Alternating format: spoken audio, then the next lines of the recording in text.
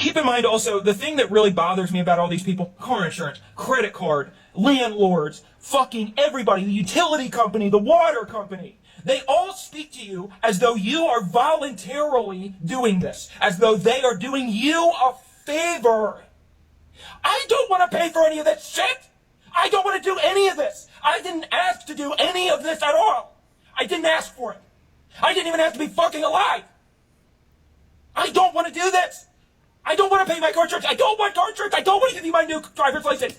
I don't want to fucking do that, but I have to for some fucking reason, because for some fucking reason, in order to be alive, you have to pay 20 different people $200.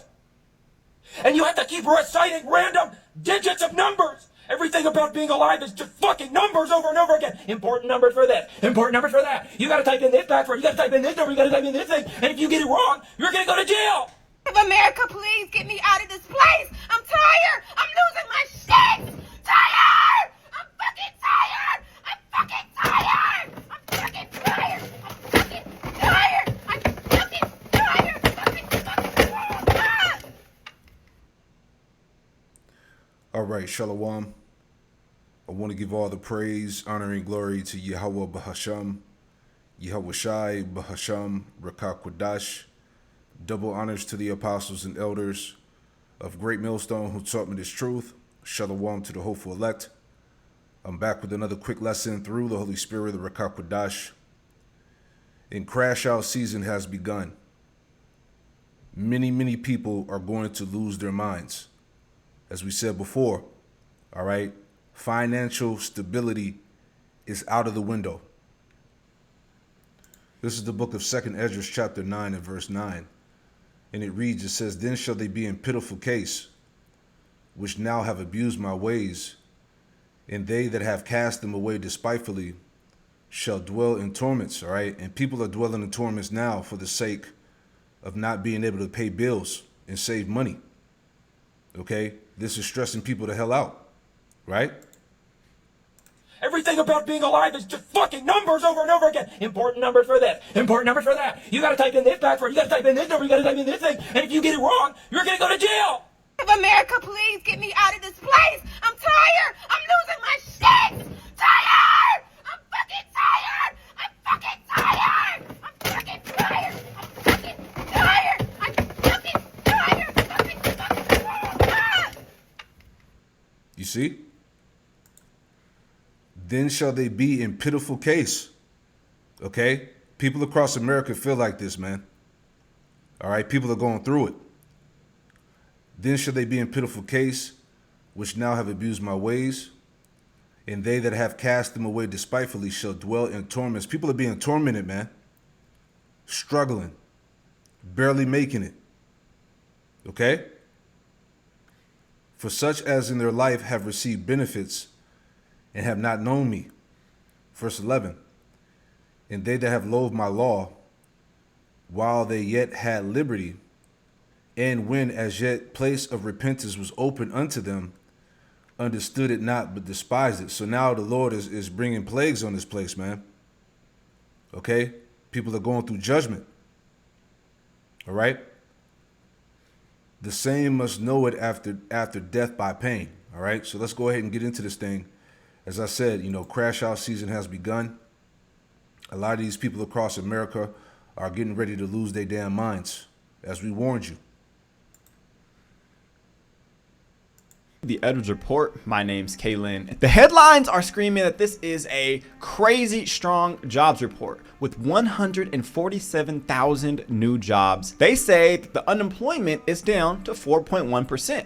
So people naturally will be clapping and happy that we're doing well. But here's what they're not telling you. You know, with me, there's always a catch. This is the most deceptive job market in decades, and I'm going to prove it to you right now in today's video. I'm still shocked how many people in my comment sections are underestimating how cooked the corporate job market is. I've been in recruiting for coming up to a decade in July, and I've literally never seen candidates struggle as much as they are right now on the job market. And these are not poor candidates. These are not people who are unqualified. These are some of the most qualified people I've ever seen on the job market, and they are struggling. I'm hearing about people who are applying to thousands of jobs and not hearing anything back from any company. I'm hearing about longer and longer rounds of interviews, like 6, 7, 8, or 9 rounds of interviews. And some people go through that and then they get ghosted. I'm hearing about assessments, like personality assessments, take home work, which a lot of times is They're sending people through the ringer. That's doing way too much. And it's because they can be picky. Like when you have so many people desperate to work, you can start doing all this. I remember working in real estate as a realtor when there were so few houses, but everybody wanted one during the pandemic. You could make people do anything for the house. I mean, you had people baking cakes and making people dinner just to be able to have the opportunity to buy a house. They're writing letters. They're sending gift boxes. They're doing illegal stuff just to be able to have the opportunity to buy the house. Oh, and all that plus here's an extra 200 grand. Crazy open houses with hundreds of people in a few hours. Insane. Now, these companies are in the same position. Like they're the only show in town and they know people need to work. So now they got you doing all this silly stuff. Got you running around like a chicken with your head cut out. Got you going through x-rays and MRIs just so they can see what you look like, what you act like, what you think like, what's your family history before you can have an opportunity to work for below minimum wage. Isaiah 19:15, neither shall there be any work for Egypt. All right? Neither shall there be any work for Egypt, which the head or tail, branch or rush may do. All right? We're in that time now, man. Okay? People are struggling like hell. All right? And it's just getting started, man. Okay? This crashing out that we seen right here, hey, it's about to get way worse. All right? And this is how you know, man, hey, people are not going to have nothing to lose, man. Okay? The crime rate is about to skyrocket, man. All right? People are just going to just fucking lose it, man. I mean, how else can we put this thing? This is the Lord bringing those plagues, man. Right? This is 2nd Ezra 15. In verse 11, it says, but I will bring them with a mighty hand and a stretched out arm and smite Egypt with plagues as before, and will destroy all the land thereof. So Egypt, spiritual Egypt, America, is being plagued right now, man. And part of the plagues is this lack of financial stability, man. You know how people are struggling, okay? We're in a time of famines, food shortages, man, okay? People are going to go without. It's part of the plagues, all right? Verse 12, Egypt shall mourn, okay? People are mourning. Okay, this is talking about the people of Egypt, Babylon, America. People are in a state of mourning, man, crying out, crashing out. Egypt shall mourn, and the foundation of it shall be smitten with the plague, and the punishment that Yahweh Shemel Shah shall bring upon it. All right, people are feeling it now. Okay, and again, the Lord is just getting started.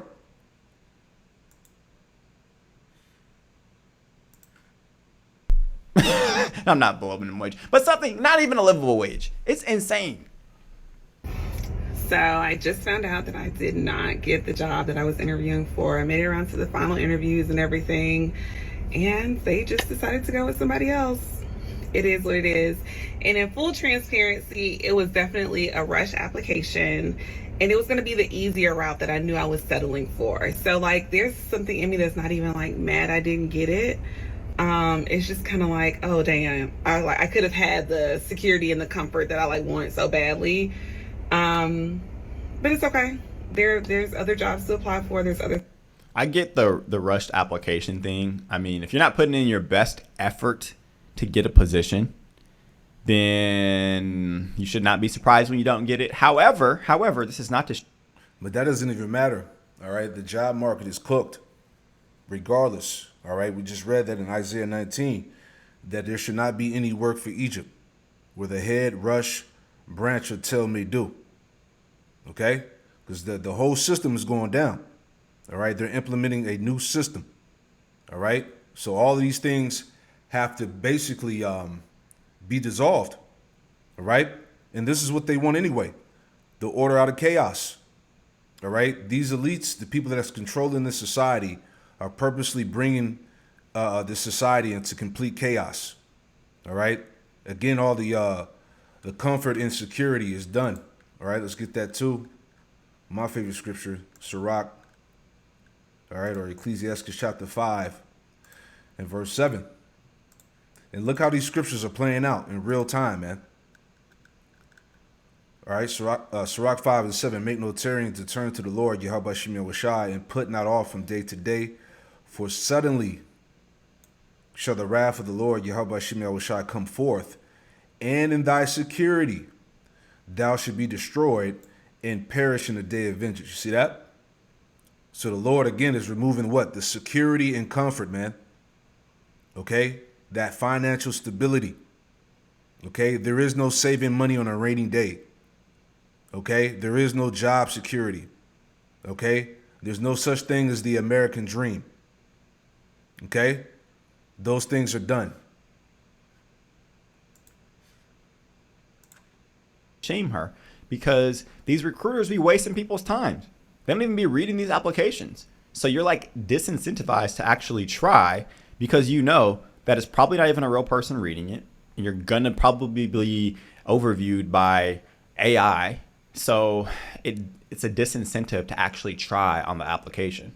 Other things that have, working in my favor, and I'm just gonna keep on moving forward. It's not gonna break me. It ain't gonna shake me. It just is what it is. It's just the nature of the world of work we're in. So I'm gonna keep on moving, keep on doing my thing, and that's it. Didn't get the job. Number one, UPS is offering us full-time drivers buyouts to bail. Get out of here. Here's some money. You can leave instead of firing everyone. I'm gonna take this shit. Take that.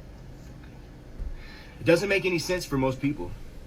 All right, if you've been here for like 0 to 12 to 15 years, even, it doesn't make sense for you, because it's not going to be enough money to make it worth what you would make for the rest of your career. I mean, do you have an option? If you don't take the buyout, okay, you could probably get fired anyway. Correct me if I'm wrong. And maybe there's a severance package? I don't know. So for most people, no. Unless you're someone that already wants to leave. UPS is a great job. We make good money. We have great health benefits. I understand all that for sure. Unless you're someone that wants a little bit more out of your life than just that. Than a good, good money. There's a lot out there. I know the grass isn't always greener. I completely understand that. I would never just up and leave a career to pursue an unknown. I'm not that guy, because I got, a family. I got a wife and kids at home. But this could be an opportunity. I got laid off in December, and it's June now, so I'm obviously not doing a good job at finding a new job. Genuinely, every time I apply for any job, it feels like I'm just buying a lottery ticket. It feels more likely to win the lottery right now than to get a job. And I think that says a lot about the systems that we're using for job applications. I know there was a certain time where it would have been really helpful to use LinkedIn or Indeed or these other websites, but they become so overrun with fake jobs, with fake applicants, with fake employers. It's just an absolute crap show there, and it makes me not even want to apply anymore. I genuinely feel like I'm wasting my time. People are just giving up. Man. And there's some more points on that Isaiah 19. All right, let me start up a little bit. Okay, this is Isaiah 19. Right? Let's read this in the NLT as well. Isaiah 19 and verse 5. NLT. It says, the waters of the Nile will fail to rise and flood the fields. The riverbed will be parched and dry. All right. And that's essentially the job market. There's no jobs, like she was saying, the fake jobs, the AI, fake employers and all of that, just scamming and deceiving the people. It says the canals of the Nile, Salakia, the canals of the Nile will dry up, and the streams of Egypt will stink with rotting reeds and rushes. All the greenery along the riverbank and all the crops along the river will dry up and blow away. You see? It's nothing left here. Okay? The fishermen will lament for lack of work. You see that? That's the people, the workers. The fishermen will lament. People are crying for lack of work. Those who cast hooks into the Nile will groan, and those who use nets will lose heart. As you said, hey, that's the spirit. What did he say? People are giving up. Let's play that part again. It says, and those who use nets will lose heart. Man, let me play that quick part again. That's the spirit. Right? Let me see if I can get it right quick. Like, I genuinely feel like I'm wasting my time. People are just giving up. Just giving up. We're cooked. You see? Man. And those who use nets will lose heart. People are losing it, man. The confidence, okay? The giving up, okay? People see the state of the economy, the job market. You know, can't make money, can't save money, can't pay bills. You see? Verse 9, it says, there will be no flax for the harvesters, no thread for the weavers. They will be in despair, and all the workers will be sick at heart. Ooh, man. Sick at the distressed of mind, man. People are stressed the fuck out. Man, prophecy. Sitting on these websites and applying for things. A lot of you are going to say, oh, you have to know someone at a company, like reach out to them, or just go in person. Oh, go to the actual website for the company and apply there. Trust me, I've literally done it all. At this point, I'm just at a loss, and I'm kind of like, do I even keep applying? Because I feel like I'm giving a little bit of my soul away every single time I apply and hear absolutely nothing back. Well, just got laid off, so do you have any tips and tricks for a hot girl unemployment summer? Let me know. I am a senior at Cornell. I've applied to over 300 jobs. Ooh. Who has a job right now? It kind of sucks because the school's expensive. I'm an econ major. I have a 3.7 GPA, and I cannot get a full-time job. The only reason I'm not broke is because I've saved up working on campus and then also doing class action settlements on claim. Basically, brands pay you out. So I made like 8K doing that so far. Didn't recommend it's passive income. But if I didn't have that, I would literally be broke. I cannot get a job. I don't know, I might be cooked. I mean, you're in college, so you can't even work full time. I mean, you can, because a lot of us did, but you're going to have to put in extra hours, or you're going to have to probably work somewhere where you don't want to work because you go to Cornell. There is no such thing as a good job anymore, and I think that we need to collectively just understand that. The days of just applying or walking with an application or calling or knowing a friend and getting a job, those days are completely over. And what's even worse is that, like, you can't even go get a job at anything under like $25 an hour and live a life by yourself, live a life independently. And I wish our parents understood that. They genuinely think that we can just go out, get a job, and just make it happen. I don't understand what we gotta do. What chart do we need to show them? What news segment, what graph, what table we need to do? What do we need to do to show them that it just doesn't work no more? Labor Secretary Lori Chavez DeRemer praising the passage of the One Big Beautiful Bill as an historic step forward for the working class. It was the most pro-worker piece of legislation that we will ever see really in this country right now.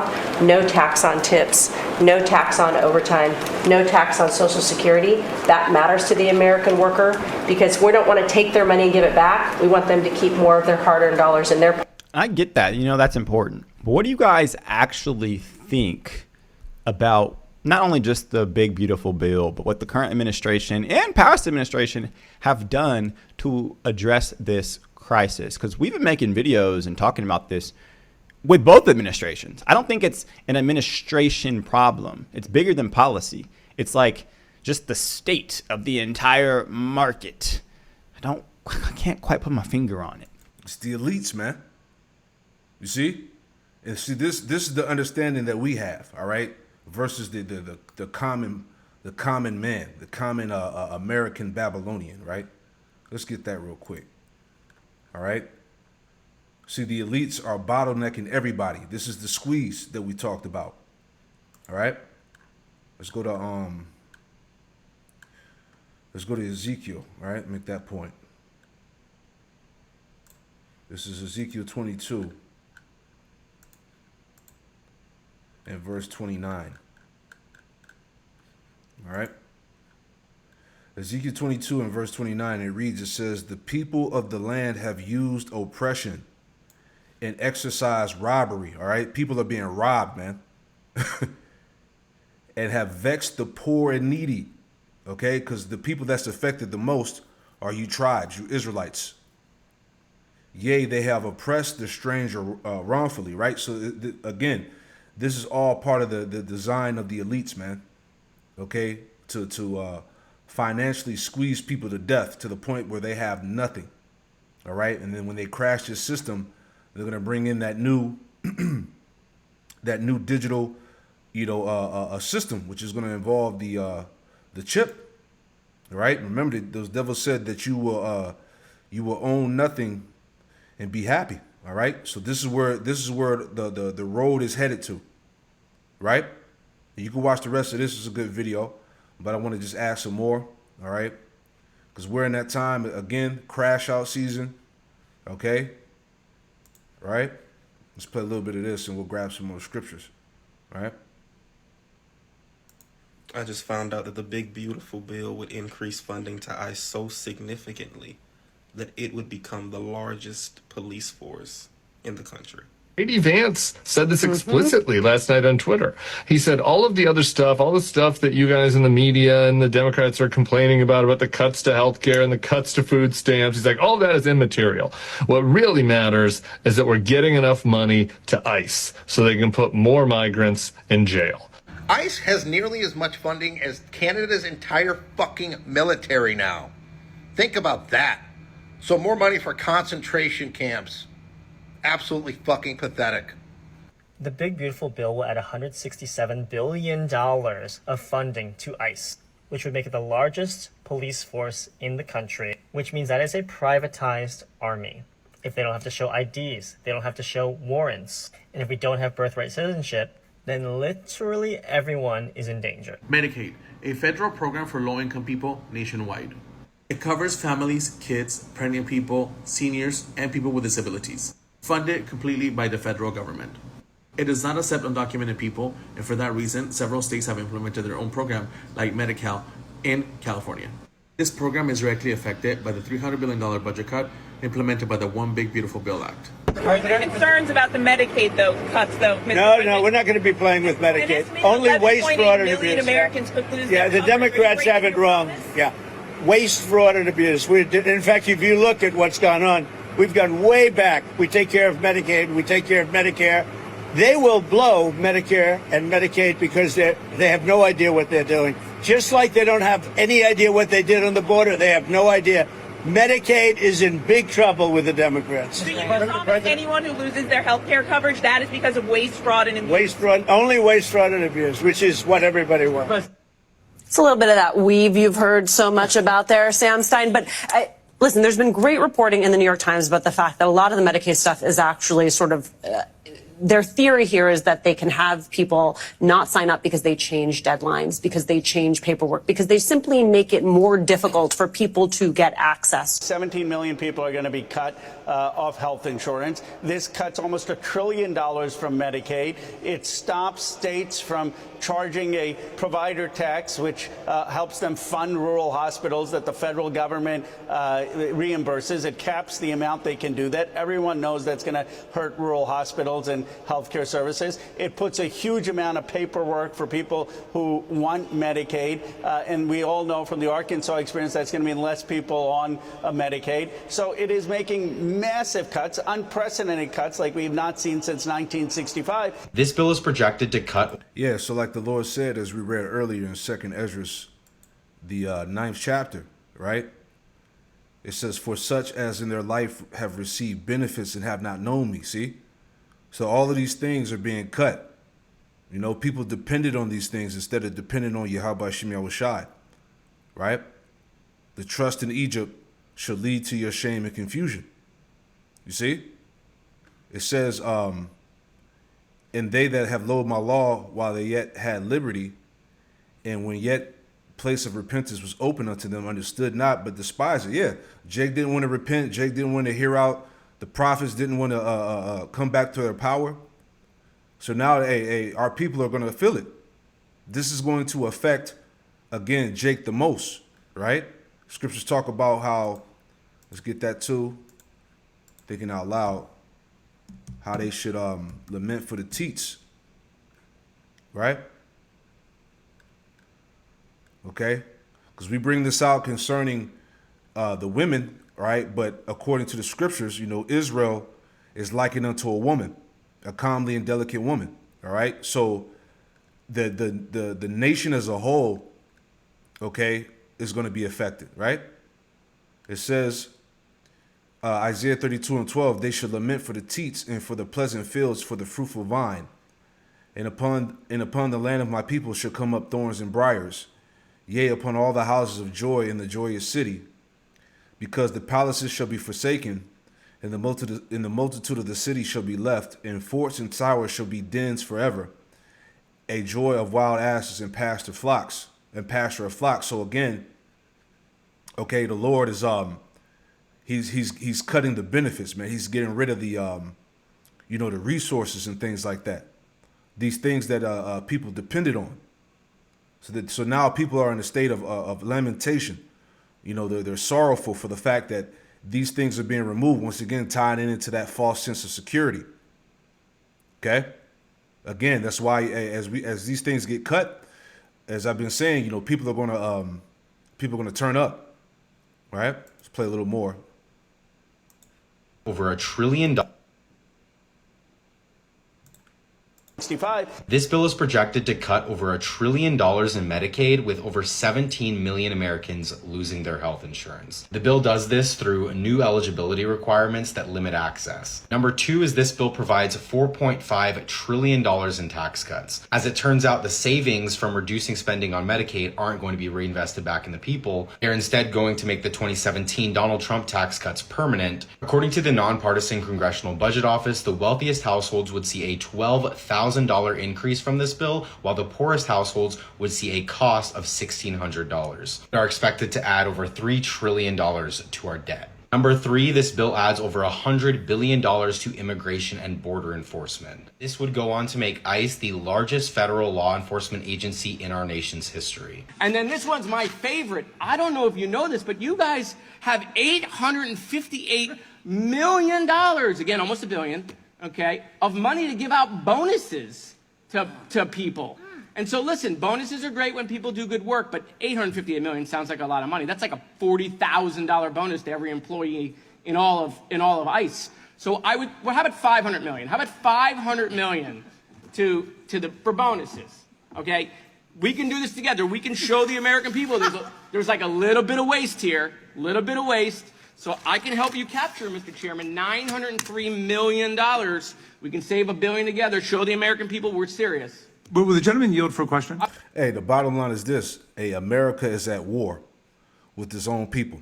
All right. And this budget, this increase in budget on ICE, all right, all of this is showing you that they're getting ready to we're not getting ready. They're turning Babylon America into a police state. All right. They're militarizing everything, man.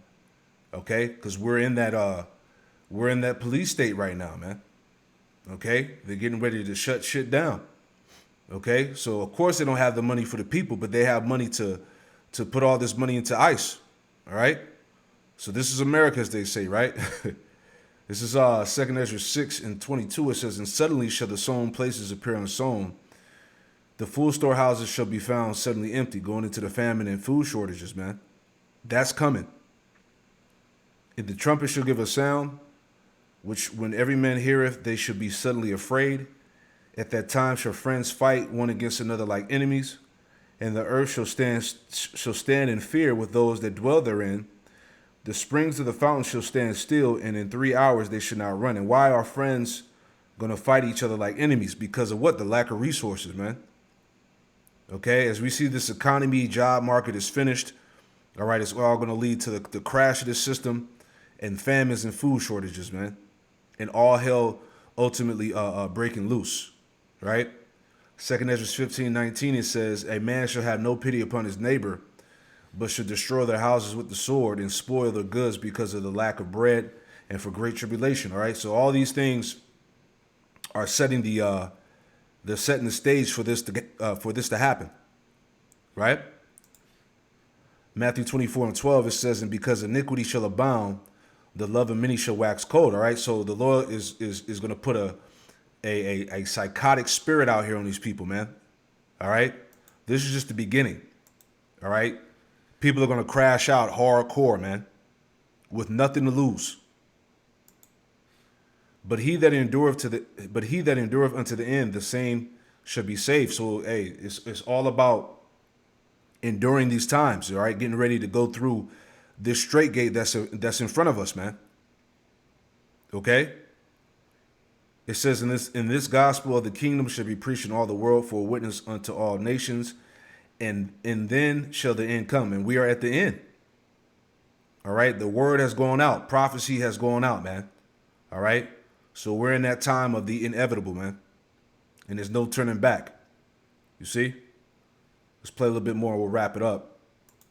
All right. Again, crash out season is here. Of course I will. You raise a profoundly serious point in your inimitable way, Mr. Moskowitz. Well, the bonuses, that is a huge bonus budget. Yeah. What does that work out? Have you done the math to see what that works out in terms of bonus per ICE employee? $42,000 for every employee in a bonus in addition to their salary. A $42,000 bonus? Yeah, $42,000. And I, because you and I sometimes are symbiotic, you're probably going to ask me, what is the average bonus for the American worker in this country? Do you know what that is? It's $2,500.